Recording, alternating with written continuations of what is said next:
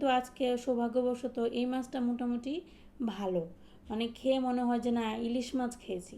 সেই দিনের মাছটা খেয়ে একদমই ভালো লেগেছিল না, মনে হচ্ছিল না যে ইলিশ মাছ খেয়েছিলাম।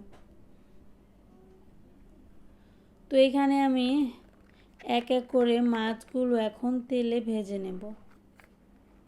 ইলিশ মাছ কতটা ভালো বা খারাপ সেটা বোঝা যায় অনেক সময় ভাজি করার সময়। কেন বলেন তো? ইলিশ মাছ যদি যাতে ভালো হয় তাহলে দেখবেন যে মাছ তেলে দেওয়ার সাথে সাথে এত বেশি তেল উঠবে আর ঘ্রাণ বের হবে, যেটা দেখলেই বোঝা যায় যে ইলিশ মাছটা কতটা ভালো হবে।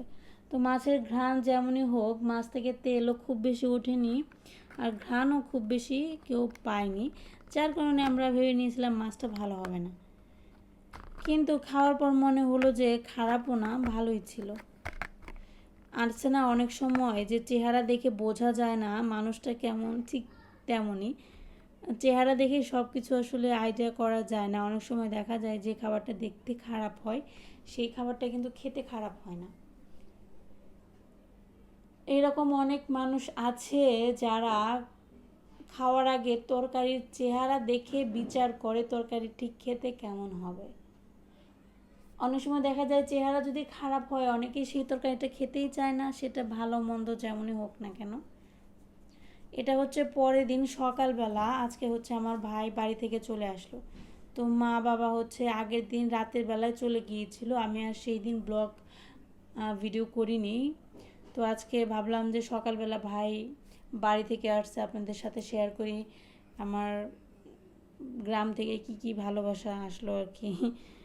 তো দেখেন বাসায় আসার সাথে সাথেই ভাগ্নে আর ভাগ্নি মামাকে ছেঁকে ধরেছে কি নিয়ে আসছো। তো মামাও তেমন কত রকমের চকলেট চিপস নিয়ে এসে দুজনকে ভাগ করে দিতেছে। এইগুলা মানে পেয়ে পেয়ে দুজন এত বেশি বাদর হয়ে গেছে কি বলবো।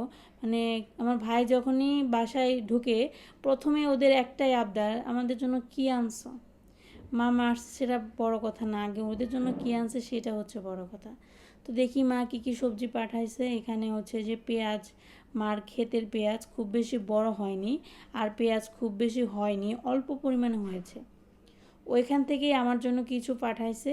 আর এখানে দেখেন একদম টাটকা তাজা শাক পাঠাইছে, কলমি শাক, সাথে হচ্ছে হেঞ্চি শাক মেশানো।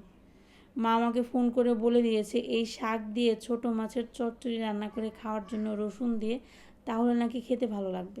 শাকগুলো দেখে মনে হচ্ছে এইমাত্র তুলে দিয়েছে, এত টাটকা ফ্রেশ ছিল।